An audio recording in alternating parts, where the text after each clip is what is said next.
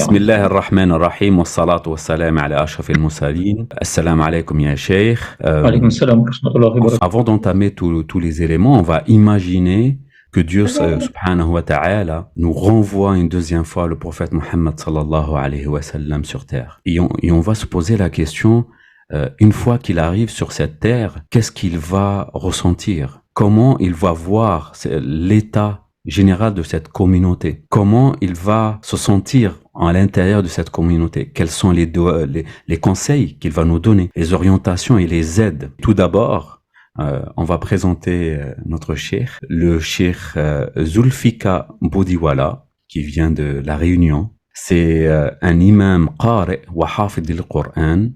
C'est un imam qui a la ijaza sur le Coran de l'Azhar Sharif en Égypte. Donc je suis enchanté, ravi et honoré de cette rencontre, de cette intervention. On va prendre quelques minutes pour aborder ce sujet sur différents aspects et j'espère, Inch'Allah, que ça servira au maximum de personnes. Et du coup, ya Cheikh, quel sentiment, selon vous, va avoir le prophète sallallahu alayhi wa sallam en voyant notre communauté musulmane aujourd'hui? Alaykoum salam wa rahmatullahi wa barakatuh. Je vous remercie pour cette invitation à discuter à propos de notre belle religion. Et pour répondre à votre question, Nabi Karim sallallahu alayhi wa sallam, il revient sur terre justement, c'est l'état de notre cœur.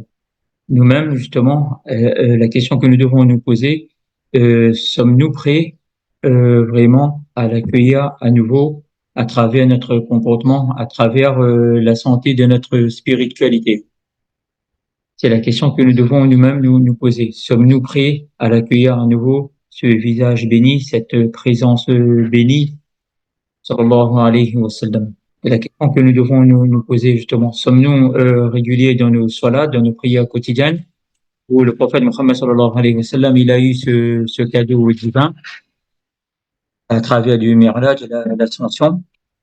Et est-ce que vraiment nous sommes assidus dans ces prières et aussi sur la sunna qu'il a laissé pour nous? Sallallahu alayhi wa sallam, il était dans ses derniers instants. Qu'est-ce qu'il a laissé pour nous? Il a laissé pour nous le Coran et la sunna. Et c'est un magnifique cadeau que, alhamdulillah, un héritage que cette communauté a hérité. Et sommes-nous reconnaissants? Demain, il vient devant nous. Est-ce que nous serons en train d'évoquer Allah, ou est-ce qu'on serait dans l'obéissance d'Allah subhanahu wa ta'ala, ou est-ce qu'on serait dans un acte qui est blâmable, c'est-à-dire de l'accomplissement du péché? Dans la continuité, sommes-nous prêts nous-mêmes à accueillir le prophète? Donc, comment doit-on faire pour être prêt? Quels sont les moyens, les outils, les ressources qu'on doit avoir et acquérir pour être en mesure de l'accueillir? Et les outils, déjà, nous avons, alhamdulillah, nous avons le kalima tayyiba et le principe fondamental de l'unicité d'Allah, ce qu'on appelle le tawhid. La ilaha illallah Muhammadur Rasulullah sallallahu alayhi wa sallam. C'est-à-dire, il n'y a pas d'autre divinité à part Allah, et nous attestons que le prophète Muhammad sallallahu alayhi wa sallam est son envoyé. C'est déjà d'avoir foi, cet ancrage en nous que l'unicité d'Allah, qu'il n'y a pas d'autre divinité à part Allah, et d'attester, de reconnaître avec le cœur, avec la langue, que le prophète Mohammed sallallahu alayhi wa sallam est le dernier des messagers et son prophète. Et ensuite, c'est aussi d'avoir ce qu'on appelle l'évocation d'Allah. C'est d'évoquer Allah, c'est-à-dire par le rappel, par la glorification, par la glorification, et ensuite de s'intéresser à la sunna. Si on ne sait pas ce que c'est la sunna, c'est de se rapprocher justement, nous, en tant qu'imam, de venir nous consulter, de venir nous voir, de participer aux assemblées dans les masajid, dans les mosquées, et de venir surtout interroger les imams. Aujourd'hui, ce qu'il manque beaucoup, c'est que nous, les imams, on n'est pas beaucoup consultés, quoi. Les imams sont justement les personnes Et alhamdoulilah, on a eu cette chance de pouvoir étudier la science religieuse. Et justement, on est comme ce qu'on appelle les avocats de la charia. Demain matin, vous avez besoin, par exemple, connaître, par exemple, de voir, par exemple, un médecin. On peut aller voir des généralistes, un médecin généraliste. On peut aussi aller voir des spécialistes.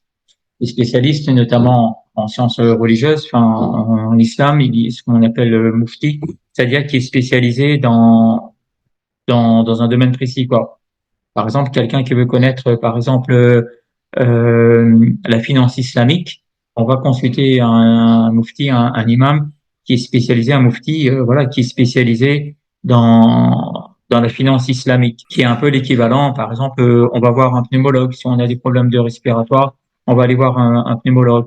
Et après, d'ordre général, on peut venir voir un imam qui est reconnu justement, qui est certifié qui a fait ses études dans une université reconnue. Aujourd'hui, en fait, nous, ce qu'on met en évidence justement, où on attire beaucoup l'attention de la communauté, c'est toujours prendre les informations auprès des imams reconnus, c'est-à-dire auprès des imams qui sont diplômés, et non pas des imams, des personnes qui ont fait des études à travers Internet. Ça n'existe pas.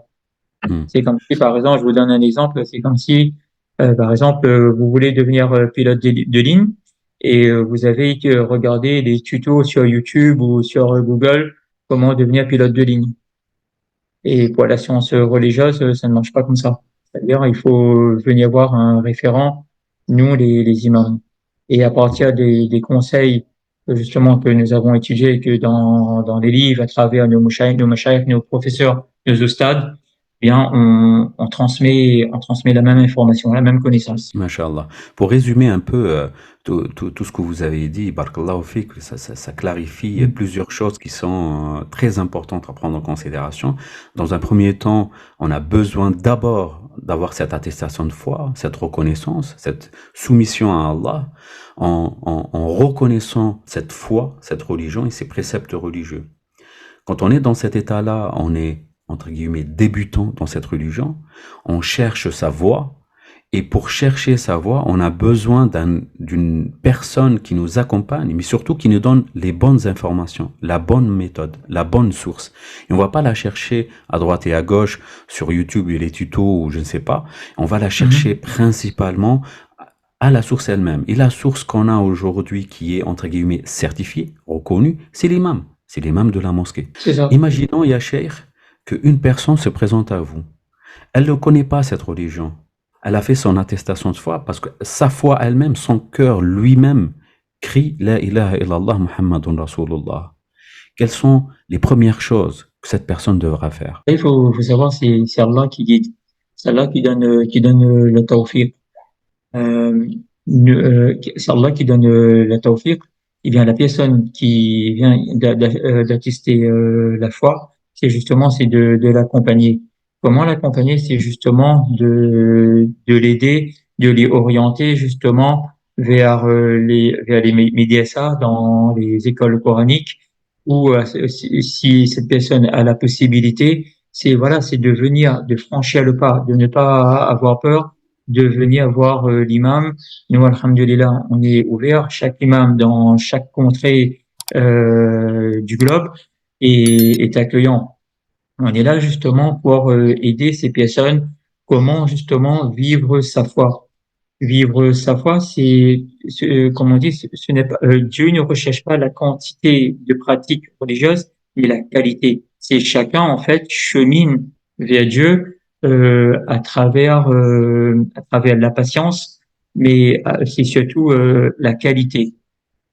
Hum, hum. Et justement, pour cela, nous, les imams, nous, on donne des conseils, c'est justement où de venir nous voir et d'apprendre justement à travers les livres que nous avons, comme par exemple faire le tabligh, justement faire le ta'alim, c'est d'apprendre par exemple dans les livres les enseignements de l'islam, de connaître la biographie du prophète Mohammed sallallahu alayhi wa sallam. C'est à partir de là, justement, la connaissance, la soif de connaissance naîtra envers cette personne. Justement, c'est comment il a vécu sa vie jusqu'au moment où jusqu'à son dernier souffle. Toujours sur le même profil, une personne qui débute la religion, qui a besoin de connaître cette religion, cette foi elle-même, qui a soif de savoir. Quels sont les 5 livres que vous allez recommander pour débuter ce cheminement-là? Les 5 livres, idéalement avec un petit résumé de quoi ça parle, qu'est-ce que ça va apporter à cette personne-là, chacun de ces 5 livres. Déjà, tout d'abord, le Coran, le Coran, le livre, la parole d'Allah. Et ensuite, justement, déjà pour comprendre le Coran, il faut absolument voilà venir voir un imam pour comprendre le sens des versets, de comprendre déjà de quoi parle la première sourate qui est la sourate de l'ouverture, la Fatiha, où Allah subhanahu wa ta'ala, justement, dans la Fatiha, il parle à nous-mêmes et il nous répond verset par verset. Et c'est un verset aussi ce qu'on appelle shifa de guérison.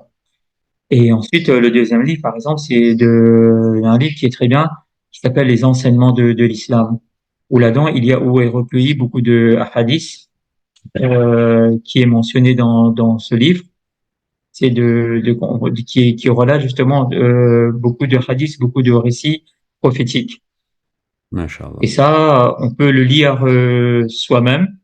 Et après, si on a des questions plus précises, c'est que ces personnes, bien entendu, peuvent venir voir un imam dont cette personne a connaissance, quoi, peut venir interroger. Et après, le troisième livre, par exemple, on peut lire le Tafsir Ibn Kathir, rahimahullah. Et après aussi ce qu'on appelle le livre de l'imam Ibn Qayyim, rahimahullah, qui a écrit environ plus de 50 ouvrages. En fait, il a plusieurs livres. Il n'y a pas de livre en fait spécifique, quoi, mais c'est surtout l'important, c'est de comprendre en fait ce qu'on lit.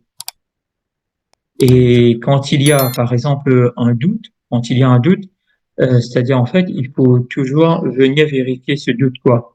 Est-ce que le doute que j'ai, est-ce que ça veut dire A, est-ce que ça veut dire B?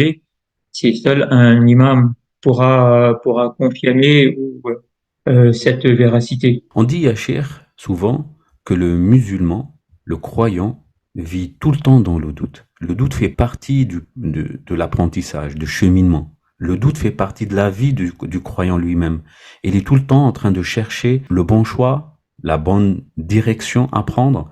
Et ça fait partie de son éveil spirituel. Ça fait partie de son vécu au quotidien en tant que musulman. Parce que il prend des informations des shuyukh, des livres, des imams, mais il aura toujours des questions, il y aura toujours des choses à apprendre et à acquérir. Et ce doute-là n'est pas quelque chose qui est négatif pour la foi, mais plutôt quelque chose qui est positif parce que ça alimente la recherche, ça alimente la réflexion. Et surtout, une fois qu'on a un accompagnement d'un imam, on est beaucoup mieux guidé vers la bonne voie. En fait, le doute, c'est aussi bien comme pas bien. Parce que le croyant, à travers de la foi, c'est justement la définition de la foi, iman, c'est de croire en fait. C'est de croire au message que Nabi Karim sallallahu alayhi wa sallam, où il a œuvré toute sa vie justement pour nous, par la grâce d'Allah. Donc on doit remercier justement de ce bienfait, de ce ni'ma. Voilà, c'est que nous on croit. C'est-à-dire si le musulman il a ce doute en lui, eh bien, il ne pourra pas en fait cheminer. Il y aura toujours des barrages en fait dans ce chemin dans lequel il est, parce que jamais il va arriver à destination. Parce que est-ce que ce que j'apprends, ce que je lis, est-ce que c'est vrai? Il faut pour cela que le croyant, il a justement une lumière, et une lumière, c'est les personnes douées de sciences religieuses, l'imam, d'éclaircir en fait ce point.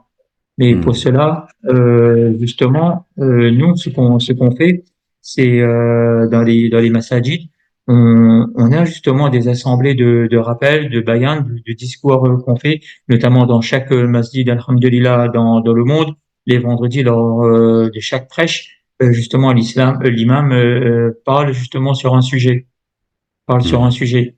Mais malheureusement, le temps étant équoté, c'est en général, on n'a pas beaucoup de temps pour étendre, développer sur un sujet. Et pour cela, justement, le musulman va vers justement ce que vous me demandez, c'est-à-dire sur le doute, c'est le fait où ce n'est pas bien, où c'est bien d'avoir le doute cette fois-ci, c'est justement le livre que j'ai lu.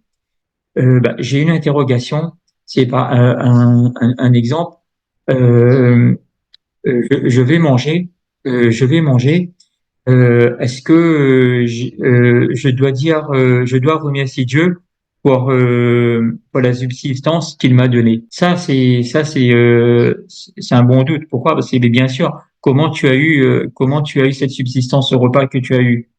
C'est pas Ar-Razzaq, c'est pas celui qui accorde la subsistance, c'est Allah subhanahu wa ta'ala. Donc, bien entendu, on doit remercier Allah subhanahu wa ta'ala de nous avoir donné justement ce repas. Ou bien tout Mhm. simplement, le réveil le matin, ben, on s'est réveillé naturellement. Mais il faut savoir, le prophète Muhammad sallallahu alayhi wa sallam nous a dit que Ah, le sommeil est le frère de la mort. Le sommeil est le frère de la mort. Que le matin, quand on retrouve ce ni'ma, ce bienfait de se réveiller, est-ce que c'est un doute qu'il faut avoir euh, sur le fait, bah, est-ce que c'est je me suis réveillé naturellement ou pas?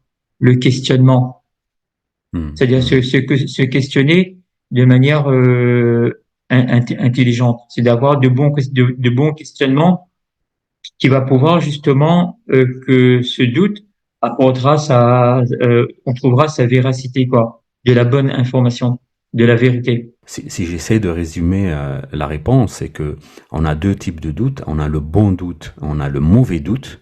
Le bon doute, c'est celui qui nous permet de progresser dans notre foi, qui nous permet de trouver la paix en nous-mêmes et, par le biais de cette foi, cette religion, par le biais des livres des savants, des explications des imams. Le mauvais doute, c'est commencer à douter de tout et n'importe quoi, douter de tout ce qui vient autour de nous et ce qui fait qu'on sera jamais serein, on trouvera jamais un point dans lequel on trouve la paix. Par rapport à toutes ces notions-là, on a parlé de shahada, on a parlé de faire confiance, on a parlé de trouver son chemin et son compagnon et trouver l'aide des imams. On a un autre point qui doit être important pour faire vivre sa foi, c'est la notion de l'action. Quelles sont les actions qui sont les plus importantes? Parce que vivre sa foi en la nourrissant de savoir est très bien. Mais est-ce qu'il faut également la nourrir de bonnes actions?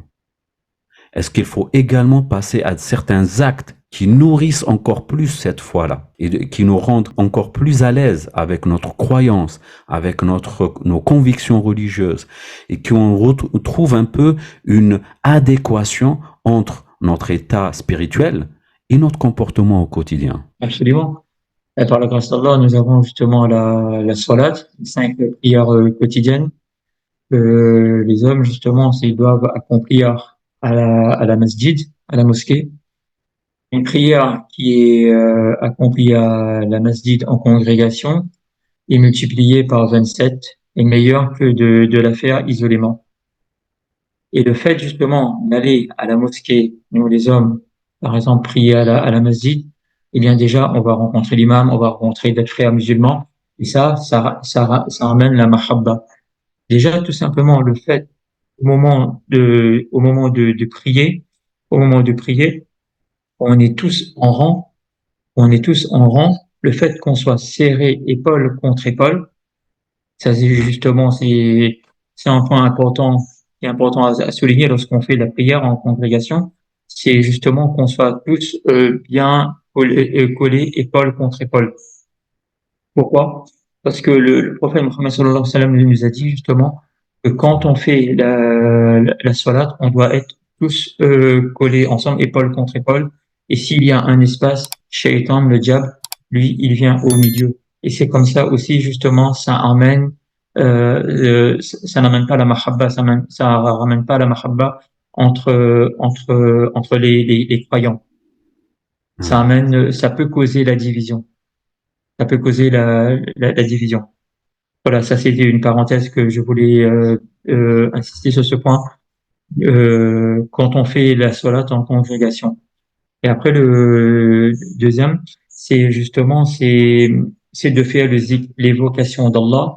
L'évocation d'Allah, c'est de glorifier Allah. C'est le musulman, il doit avoir la pensée d'Allah permanence, en permanence. C'est-à-dire que voilà, le matin, je me réveille, c'est comment je me suis réveillé. C'est Allah subhanahu wa ta'ala qui a fait que je retrouve tous mes membres, mes facultés intellectuelles, mes membres et tout sont intacts. Et alhamdulillah, je me suis réveillé. C'est d'être reconnaissant, c'est avoir le chouk, de faire le chouk, avoir la reconnaissance que je me suis réveillé avec tous mes membres, j'ai mes yeux, j'ai mes voilà, que je ne me suis pas réveillé dans un état où je suis malade. Il y a des personnes qui se réveillent, par exemple, le matin, ils se réveillent à l'hôpital. Par exemple, ils ont fait soit par exemple une crise cardiaque, soit ils ont fait un AVC, un accident vasculaire cérébral. Que nous, alhamdulillah, on s'est réveillé de notre lit, on a pu faire prière de prier la salatul subh, salatul fajr à la mosquée. Ça, c'est un ni'ma. Et, euh, et ensuite, qu'est-ce qu'on peut faire? C'est justement, c'est de suivre, d'étudier la biographie du prophète Mohammed sallallahu alayhi wa sallam, c'est de marcher sur ses traces, de Naam. marcher sur ses traces, de s'intéresser à la biographie, l'étude des compagnons, des sahaba. Inch'Allah. En fait, pour les actions, on va prendre comme exemple le prophète sallallahu alayhi wa sallam, on va prendre comme exemple les compagnons et essayer de reproduire ces mêmes actions, marcher sur leurs pas pour que on ait la même continuité. Ce que vous dites également, c'est quelque chose de très important, c'est qu'en réalité, ce cheminement, c'est un cheminement individuel, personnel, mais en tant que musulman, vous ne pouvez pas rester seul. Vous devez aussi vous entourer de la communauté, vous rapprocher des moments où les musulmans se rassemblent. Exemple, Salatul Jumu'ah, les 5 prières.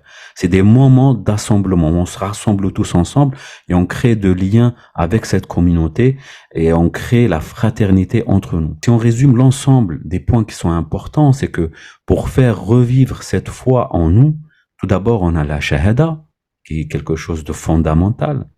Ensuite, c'est apprendre et acquérir des connaissances de cette foi, de cette religion, avoir un imam, avoir un savant qu'on est en train de suivre, qui est reconnu, qui nous va nous montrer le chemin, qui va nous expliquer tout ce qui est en lien avec cette religion, faire les actes religieux, passer à l'acte, faire vivre la religion dans son quotidien avec ses actes de tous les jours et s'entourer des musulmans. Est-ce que ça résume bien le cadre général pour faire vivre sa foi tous les jours? Oui, bien sûr. Il faut absolument que justement que le croyant, qu'il a cette soif de connaissance, comme vous dites, c'est le fait de prier, par exemple, le vendredi. Enfin, pas par exemple, on se doit se rendre à la masjid les vendredis pour prier la salatul Jumu'ah. Normalement, c'est quelle que soit la salat, c'est de se rendre à la masjid. Et si par exemple on n'a pas pu, par exemple un lundi ou un jour de semaine, on n'a pas pu prier à la masjid, c'est-à-dire on doit obligatoirement accomplir la salat dans l'heure, de ne pas retarder la prière. Et comme vous dites, le fait de prier à la masjid pour la salatul Jumu'ah, et voilà, bien entendu, on va entendre le prêche du vendredi, du vendredi, et aussi la rencontre avec l'imam. Parce que les imams, lui, il attend justement que voilà que les croyants viennent le consulter, viennent le voir. Le musulman, il doit être curieux, il doit rechercher, parce que le prophète Mohammed sallallahu alayhi wa sallam, il nous a commandé la connaissance. Pour avoir une vie réussite dans sa spiritualité, c'est d'apprendre, c'est d'apprendre. Je vais vous raconter juste une petite anecdote. Une fois, il y avait un cheikh c'était en Afrique du Sud. Il était en voyage. Euh, il était en voyage. Il avait environ 90 ans, je crois, de mémoire. 90 ans. Il était en voyage, il est arrivé à la PAF, à la police aux frontières pour les de passeport. نعم Euh, la police l'a arrêté, il lui a demandé, donc lui, il a présenté son passeport au policier, le policier regarde son passeport, lui dit, patiente un moment, je reviens. Il a, il a appelé un autre son collègue qui a regardé le passeport, environ deux ou trois policiers et tout ça, regardaient le passeport et regardaient le PSonnage en disant non, c'est pas possible, il y a un problème. Et après, cette personne a été interrogée, il a dit c'est pas possible que le passeport soit vous, vous n'êtes pas la même personne, quoi, c'est pas possible. Il y a un problème sur votre identité. Il a dit pourquoi? Il a dit parce que c'est votre profession qui fait défaut. Et qu'est-ce qui est écrit sur son passeport comme profession? Il a mis qu'il est étudiant. نعم Et le policier lui dit, vu votre âge, vous ne pouvez pas être un étudiant. Et là, il a dit que justement, c'est un croyant, il est un éternel étudiant. نعم ما شاء الله ما شاء الله بارك الله فيك يا شيخ c'est une très très bonne conclusion pour l'ensemble de ce qu'on avait dit, à savoir le savoir est la clé de tout, Iqra est la base de tout. Exactement. La connaissance, et le musulman doit obligatoirement s'intéresser à sa religion, de comprendre, de ne pas avoir peur, de ne pas avoir honte, de ne pas avoir honte. Le fait qu'on fait un premier pas vers Allah, Allah subhanahu wa ta'ala, lui, il fait 10 pas. Et nous, on marche vers Allah, Allah, il court vers nous. Ça, c'est نعم Allah qui nous dit. ما شاء Ce الله n'est pas moi, ça, c'est Allah qui nous dit. Lui, il attend justement que le musulman, que le croyant, il vient vers lui. Si Allah subhanahu wa ta'ala, il nous a créés, Allah subhanahu wa ta'ala, il nous a créés, c'est parce qu'il nous aime. Il veut qu'on l'adore. نعم C'est ça, en fait, qu'Allah, Allah, il n'a pas besoin de nous. C'est nous qui avons besoin de lui. Nous, nous نعم sommes des pauvres. Lui, c'est le Seigneur des riches. C'est lui lui, il veut peupler son paradis par nous qui sommes les croyants. Même Allah subhanahu wa ta'ala de le Coran, de la sourate At-Tawbah, où justement c'est la seule sourate, c'est le seul chapitre de le Coran où n'est pas mentionné Bismillah ar-Rahman ar-Rahim. Pourquoi? Parce que dans ce chapitre, Allah, il s'adresse aussi aux non-croyants, où il invite aux non-croyants à venir vers lui. ما شاء Et الله nous en tant que croyants, nous, on doit être reconnaissant auprès d'Allah subhanahu wa ta'ala, voilà, de nous avoir créés de nous avoir fait naître dans cette belle religion. Et les personnes qui ont embrassé l'islam, ben, ce sont des personnes à qui Allah subhanahu wa ta'ala a donné le tawfiq, a donné la guidée. Et ces personnes-là, quand on embrasse l'islam la première fois, même si par exemple on est né musulman, même si dans notre vie 15, 20 ans, 40 ans, 48 ans, 50 ans, même 60 ans, on s'appelle Abdullah et on n'a jamais effectué une prière, il n'est jamais trop tard d'accomplir la prière. Il n'est jamais trop tard. Allah subhanahu wa ta'ala, tant qu'on a un souffle de vie, tant qu'on a un souffle de vie, on doit revenir vers Allah. Comment on revient vers Allah? C'est de demander d'abord pardon à Allah de cette insouciance, de cette insouciance. Allah, il accepte, c'est Allah qui le dit, sa miséricorde est plus grande que sa colère, que sa miséricorde l'a emporté sur sa colère. ما شاء الله نعم نعم نعم Donc, on doit, le croyant, doit venir s'intéresser sur la science religieuse. C'est pour lui-même, c'est pour lui-même, pour son évolution. Et les imams de la masjid, nous, on attend que ça. On attend que, voilà, même si malheureusement, le temps aujourd'hui, justement, le temps passe tellement très vite, avoir des assemblées où on parle de la religion, malheureusement, on ne peut pas faire tous les jours, parce que voilà, tout le monde, on a une activité, on a eu une activité, mais alhamdulillah, après chaque salat, les imams sont disponibles, même si par exemple on a une question simple, que par exemple, je sais pas, c'est comment prier. Je ne connais pas la Fatiha, je ne connais pas comment prier. Ce n'est pas une honte, mais de venir voir l'imam et demander voilà, j'ai 60 ans, je m'appelle Abdullah, je n'ai jamais prié de ma vie, je voudrais apprendre à prier. Il faut pas avoir cette honte. Il faut pas avoir cette honte. Et du tout, au contraire, ça c'est Allah subhanahu wa ta'ala, il a mis dans ton cœur de vouloir se rapprocher de lui. C'est Allah qui est en train de te ramener vers lui justement par cette pensée que tu as eue, qu'il a mis dans ton cœur de vouloir revenir vers lui. Donc D'accord. voilà, de faire le premier pas et Allah il courra vers toi. Ben, Inch'Allah, barakallahu fik, ya Cheikh, barakallahu fik. Est-ce que vous pouvez nous faire, pour terminer cette entrevue, un doua pour terminer le Bien rendez-vous? sûr, bien sûr, on va faire dua, Inch'Allah.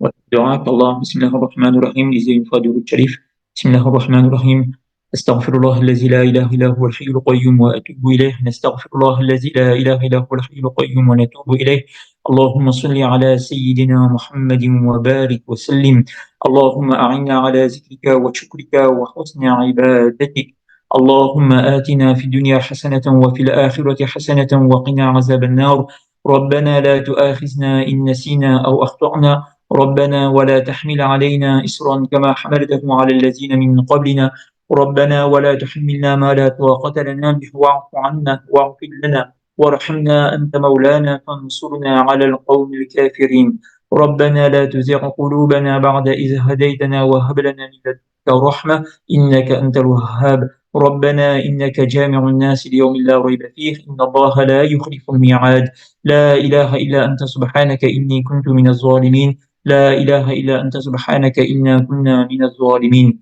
اللهم إنا نعوذ بك من البرص والجنون والجذام ومن سيء الأسقام اللهم اشف مرضانا وجميع مرضى المسلمين اللهم ربنا تقبل منا إنك أنت السميع العليم وتب علينا إنك أنت التواب الرحيم سبحان ربك رب العزة عما يصفون وسلام على المرسلين والحمد لله رب العالمين